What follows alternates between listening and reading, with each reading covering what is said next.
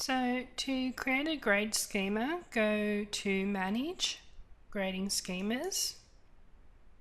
It's easier to actually copy one than start from scratch, so I'm going to get this letter 1 and choose Copy.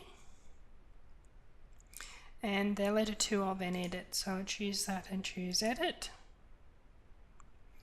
And I'm just going to call this UQ Grades 1 to 7.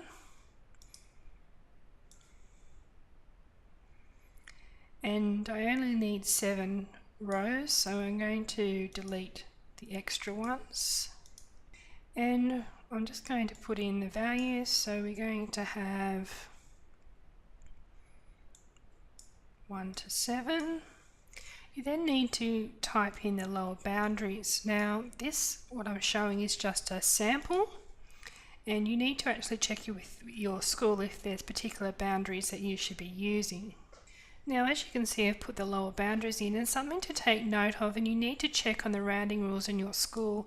The boundary for this example is 85, but if the student actually gets 84.5, it's actually rounded to 85, and therefore they sneak into that grade 1. So carefully check on the rounding rules that are used in your school. They may be hard grades and you may need to actually put in 85. Now we'll calculate, as this column needs to be filled in too, just put in the same lower boundaries. It doesn't actually do anything, it just means if you don't fill them in you won't be able to submit it. So there's my grading schema. I'm just going to click on Submit, and you can see it there. Now if I go back to the Grade Centre, I can show you how this is actually used. So if I go to my final results column, I could actually change this so it shows the grade. So I'll just choose Edit Column Information.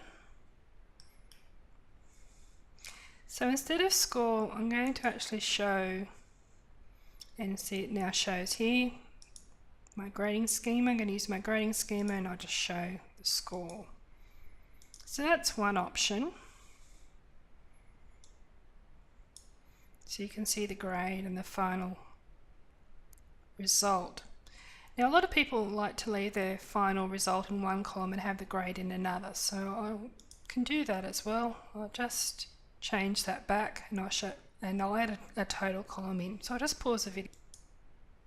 Now I've added in a column that now shows the grade, and I've also moved it to the front.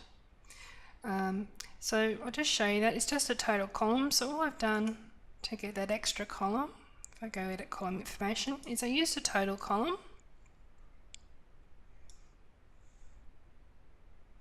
and I've shown the grades as the primary display. I've also shown the percentage just as a double check, make sure it's correct. I actually selected the final results column, so the results in there are just a copy of the final results column. Should have selected no running total and press Submit.